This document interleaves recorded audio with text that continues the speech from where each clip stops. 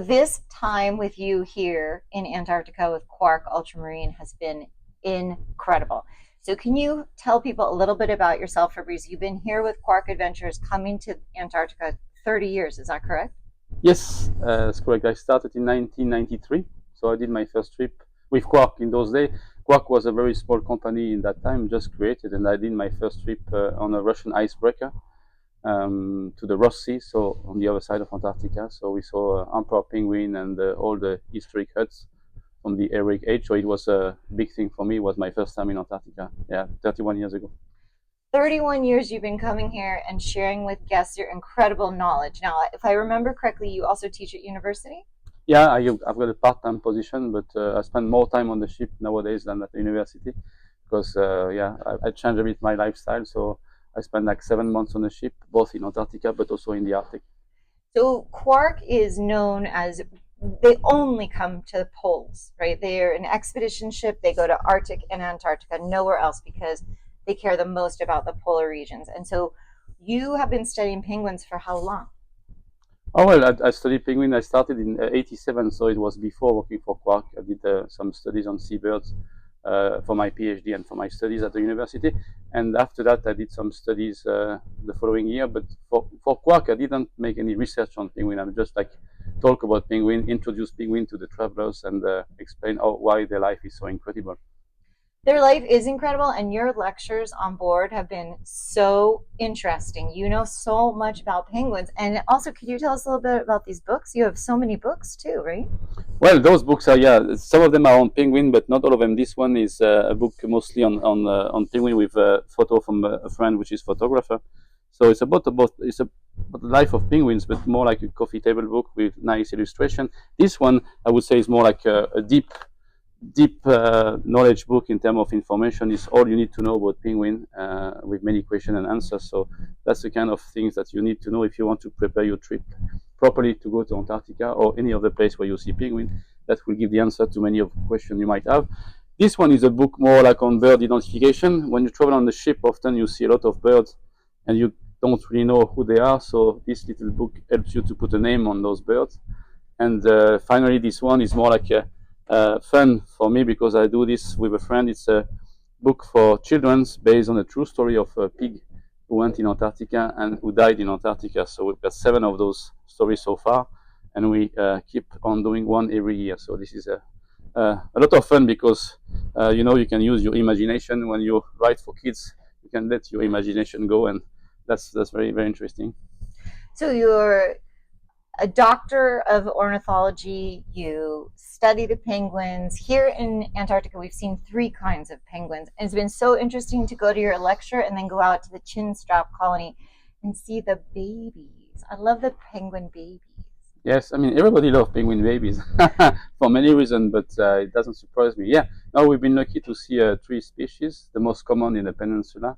So you mentioned the chinstrap, but we saw also the Gentoo, of course, which is the most common, and the Adelie, which for me is the most iconic species of penguin here because that's the only penguin which breed in Antarctica with the emperor that we cannot see at this time of the year. So I'm very glad that we saw the three, especially Adelie, because some trip, you know, we don't see them on their colony, and I feel bad for the guests because you know Antarctica is not Antarctica really without having seen Adelie penguin.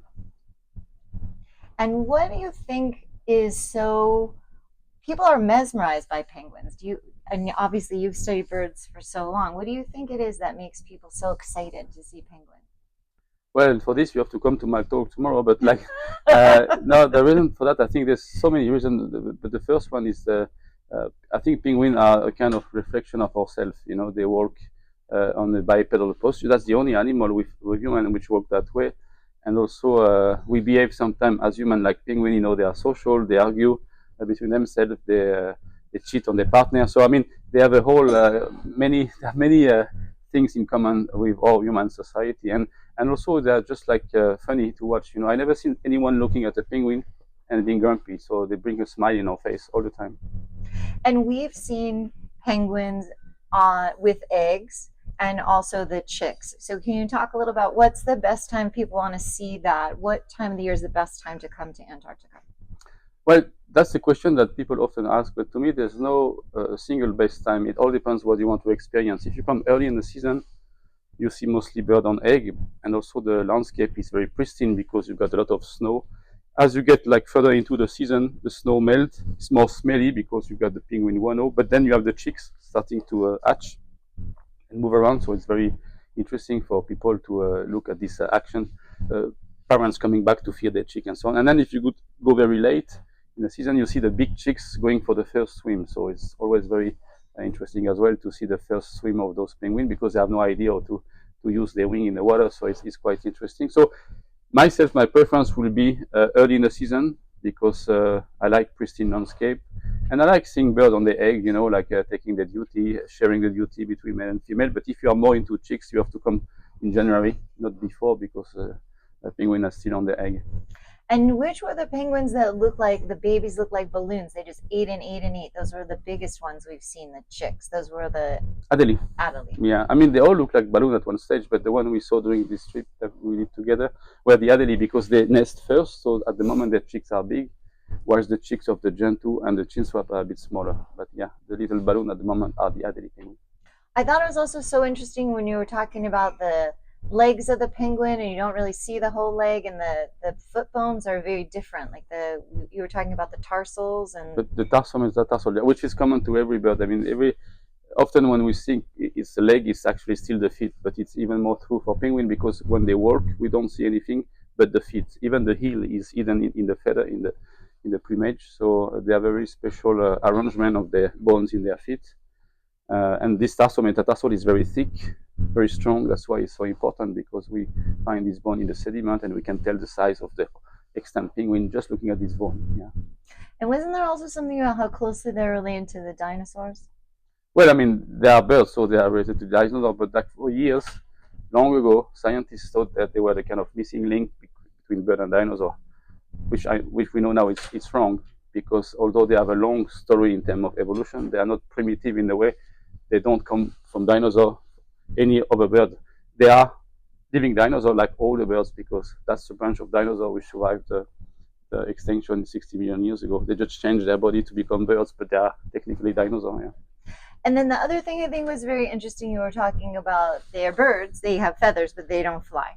Yeah, yeah, which is interesting because in the mind of many people, a bird is a flying creature. So as soon as a bird don't fly anymore, it starts to be weird, and we don't see it as a bird anymore. But the truth is, many birds don't fly or lost the ability to fly during their evolution for good reason.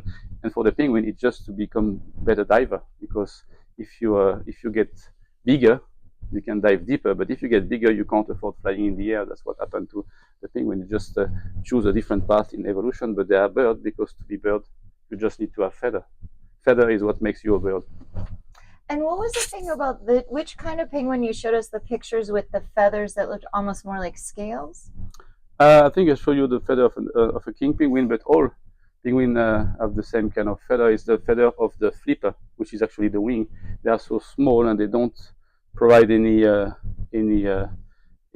about insulation. They are just very flat to reduce the drag. So they really look like the scale of a reptile because the arrangement is the same. They overlap like the tile on the roof, and they're very small. So that's why the first explorer was so confused because when they saw penguin first, they had no idea that they were bird. They thought they were reptile or fish. Oh, they did? Oh yeah, for many years in the 18th century, it was a bit of a mystery what those birds were belonging to because when you look at them, to think they are a bird, you need to know a lot of their history and to know about their feather, which in those days people had no idea.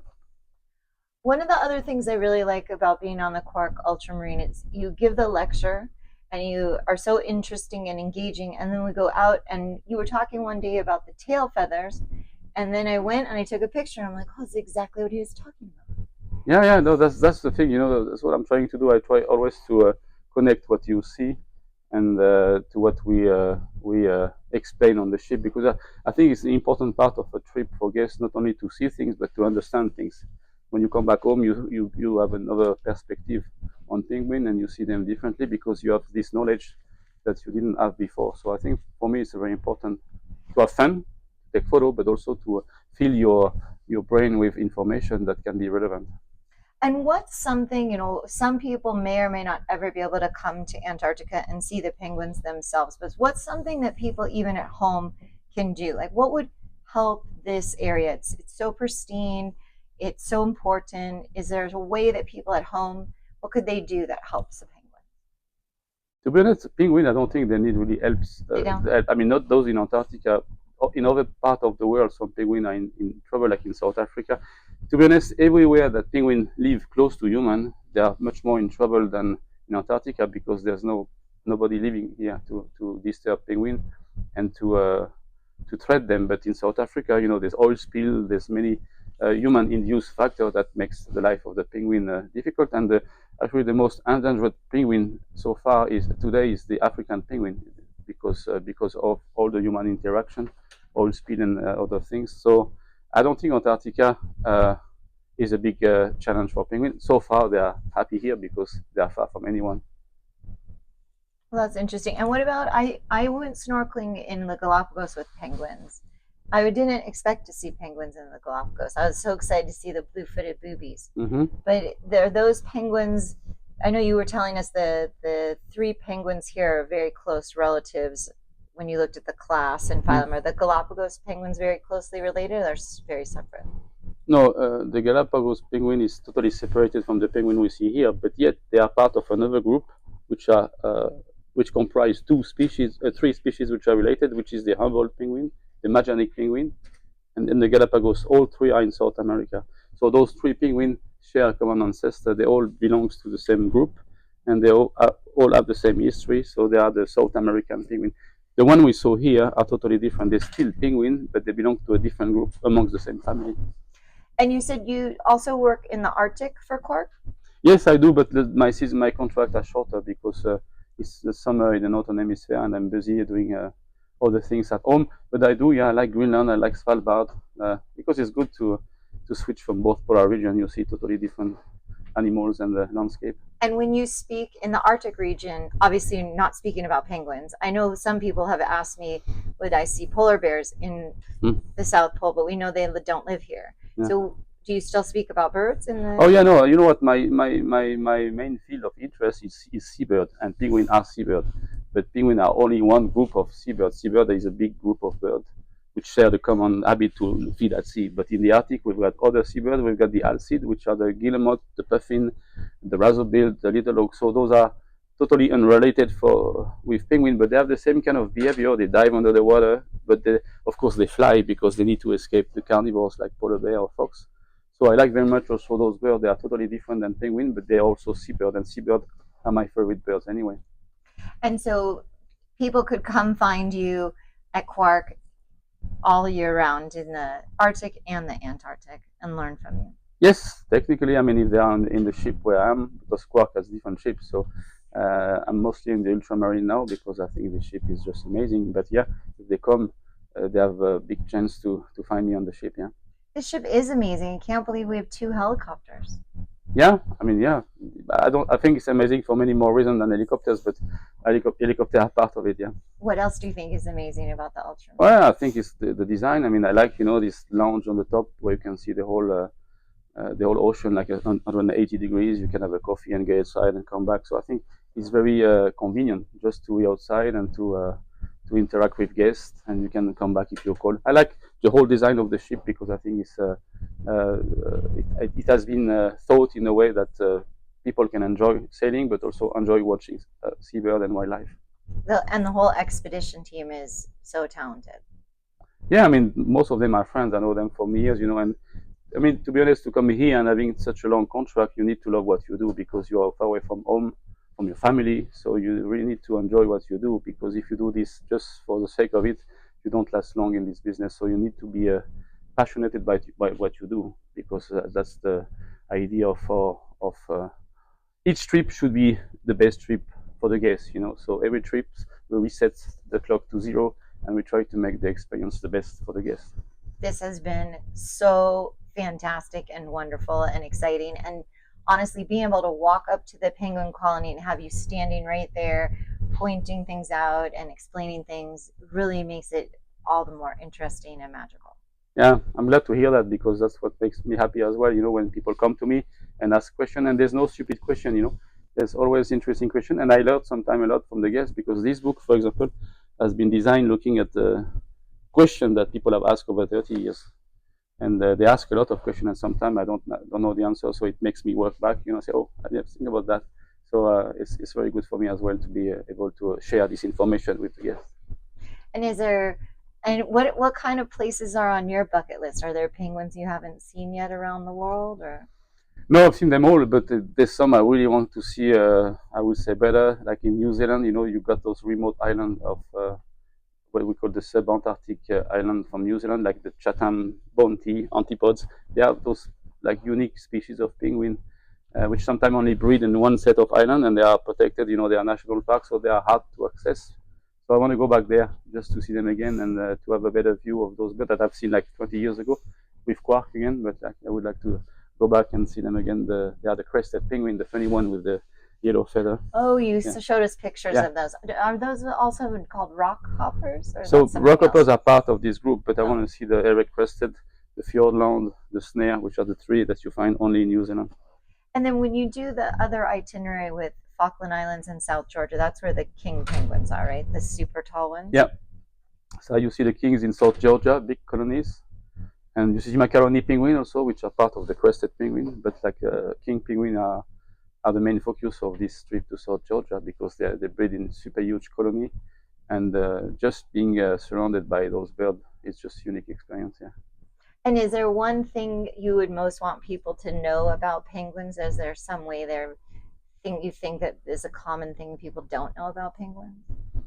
Well, I mean, the whole history of the evolution, people have no idea where they come from. They come from a flying ancestor, which looks like an albatross, basically. So, just having this mindset tells you a lot about how evolution and natural selection can craft the body of animals. Because to come from a body plan which is like an albatross and being a penguin now, it's millions of year of evolution. And if people want to find more, do you have a website, or is there a best place to buy your Penguins 101 or your Antarctic Penguins book? I don't have a website to be honest because I'm not a big fan of internet and I don't go often. But those are on Amazon or any. I mean, if you On Amazon? yeah Okay, I can yeah put the link about that. yeah. All right, well, I just really appreciate you and all that you've shared with us, and it's been an amazing journey. Thanks so much, Lisa. It was my pleasure. Thank you.